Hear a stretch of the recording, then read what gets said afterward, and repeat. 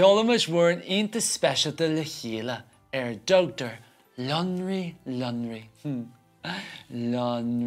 Lonraigh réaltos ceann Jana macnú céthú hín Thuas os ceann an dóin go léir Is tú mar theoidín deasa spéir Lonraigh réaltos ceann Jana macnú céthú hín Agus a ríist Lonraigh réaltos ceann Jana macnú céthú hín Thuas os ceann an dóin go léir Is tú mar theoidín deasa spéir Lonraigh réaltos ceann Jana macnú céthú hín